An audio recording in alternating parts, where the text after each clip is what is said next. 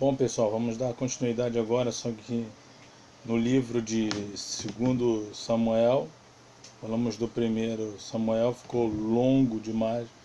Agora vamos ser bem sucinto, tá? Vamos falar apenas do caso de Davi, Urias e Batseba, tá? Que é o caso em que Batseba está se banhando no terraço e Davi vê, né?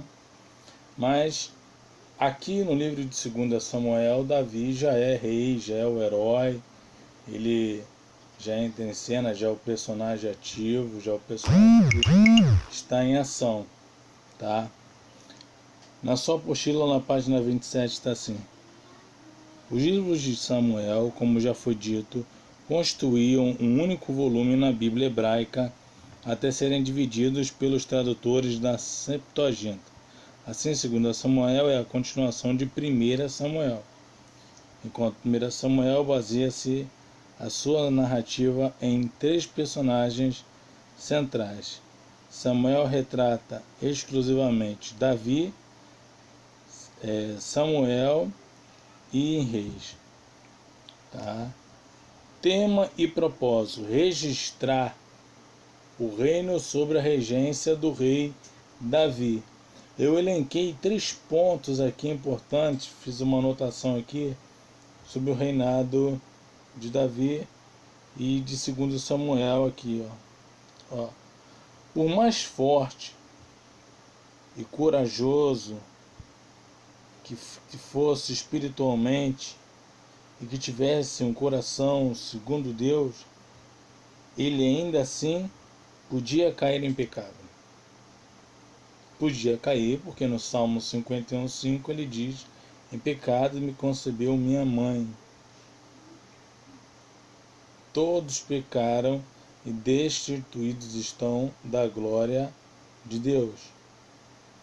Outro ponto: a exposição do pecado do herói Davi é uma prova da origem divina da Bíblia.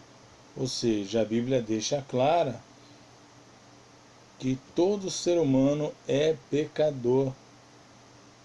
Se a Bíblia fosse escrita por homens, você só acharia homens em vantagens, homens galgando aí patamares altíssimos. Mas como a Bíblia é divina, humana, o autor é Deus, né, e os seres humanos são seus redatores, Deus, ele relata os fracassos humanos e mostra ao mesmo tempo o seu amor, o seu carinho, a sua coragem, justiça em querer ajudar esses seres humanos caídos. Tá? Então a Bíblia é um livro, é uma carta de amor a um povo rebelde e obstinado. Tá? Terceiro ponto que eu elenquei: se há arrependimento, há perdão. E o quarto e último ponto: o que o homem planta, ele colhe. Falando de Davi como rei. Davi vai para a batalha, ao invés de ir para a batalha contra os inimigos, Davi vai para o terraço e vê Batseba se banhar. Fica atiçado por ela. Por isso que tem aquela musiquinha: cuidado, olhinho com o que vê. E ele fica apaixonado por ela e pede para chamá-la.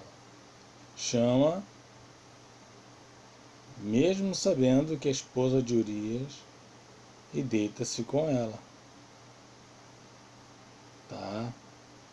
Mas antes ele inventa uma história. Urias tenta ficar ali na porta e tal, e ele chama o seu companheiro, né? E fala para ele: ó, bota esse camarada aqui, ó, na frente do combate, para que ele vá lá, lute e morra logo de uma vez. eu fico com a esposa dele. Davi ali quebrou 4 dos mandamentos de uma vez só. Davi mentiu. Davi cobiçou. Davi adulterou e Davi matou. Um homem segundo o coração de Deus. Tá? E quais foram as consequências nisso tudo depois da morte? Ele fica com Batseba, né? Vai ter um filho com ela, mas antes o profeta Natã o chama e ele fala para ele, conta uma história. Havia um homem rico e um homem pobre. O homem rico tinha muitas ovelhas e vacas, e o homem pobre tinha só uma cordeirinha. Um belo dia, enquanto o homem pobre dormia, um homem rico viajando passou pelas suas terras. O homem rico foi lá e pegou a cordeirinha do pobre e preparou e deu ao homem rico. Davi se dignou. Digno de morte esse homem, ele tinha que pagar o quádruplo da situação. E aí Natã fala, esse homem é você, Davi. Você é esse homem. E aí ele fala para ele, tu és este homem, assim diz o Senhor, Deus de Israel. Eu te ungi rei sobre Israel, e eu te livrei das mãos de Saul, e te dei a casa de teu senhor, e as mulheres de teu senhor, em teu seio, e também te dei a casa de Israel e de Judá. E se isto é pouco, mas te acrescentaria tais e tais coisas. Por que, pois, desprezaste a palavra do Senhor, fazendo o mal diante de Deus? A Urias, o Heteu, feriste a espada, e a sua mulher tomaste por mulher, e a ele, com a espada dos filhos de Amon. Agora, pois, não se apartará a espada jamais da tua casa, porquanto me desprezaste e tomaste a mulher de Urias, o Heteu, para que seja tua.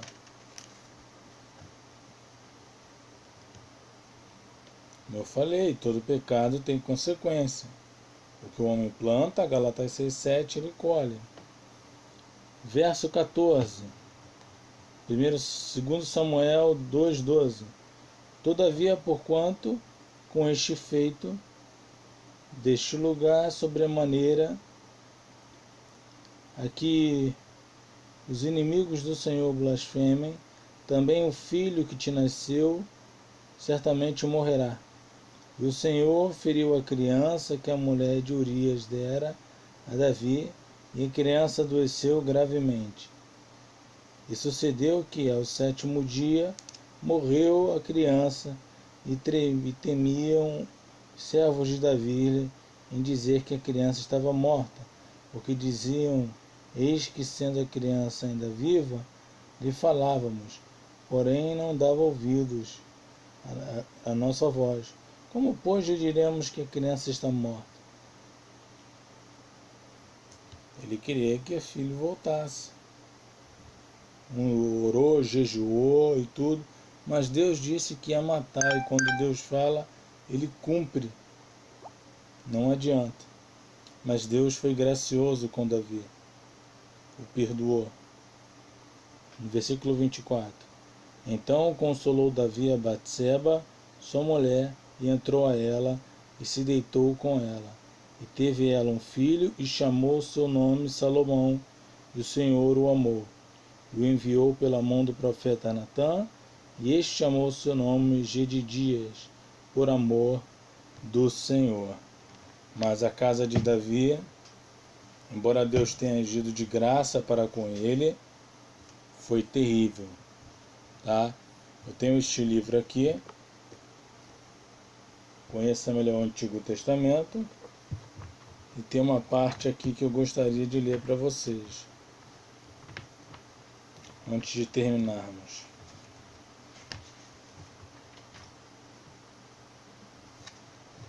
Preste atenção.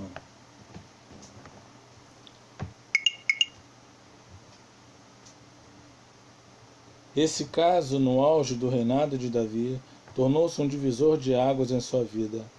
É o ponto que faz a divisão entre os seus triunfos e suas dificuldades.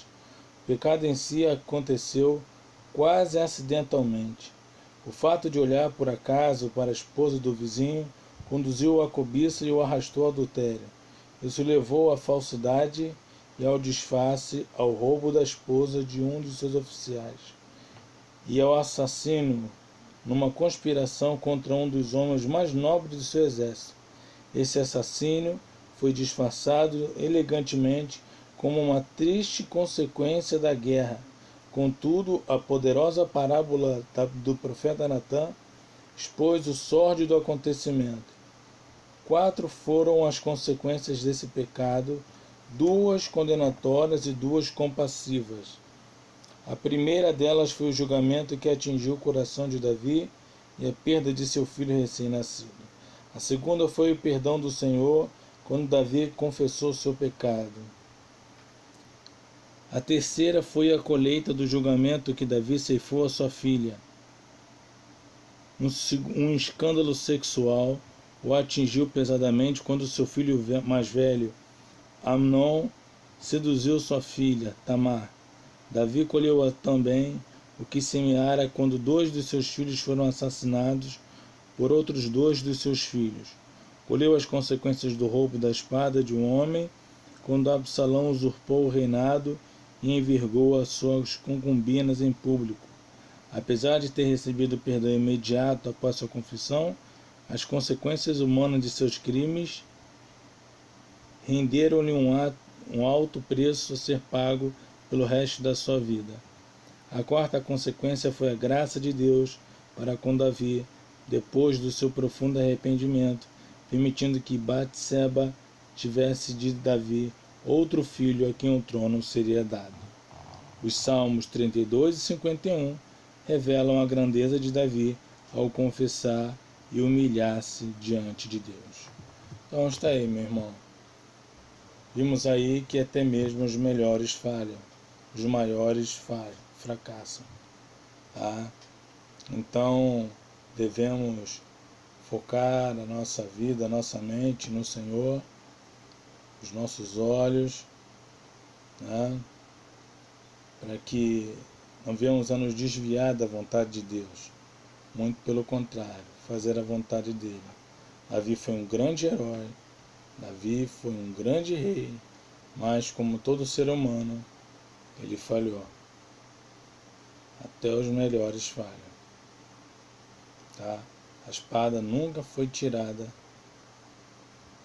do seu reino de Israel, até os dias de hoje. Né? Mas em breve nós sabemos que tudo isso vai acabar quando o Messias, Cristo Jesus, descendente de Davi, retornar. Então, até o terceiro bloco com o livro de 1 Reis. Ok? Terminamos 2 Samuel e que Deus abençoe sua vida.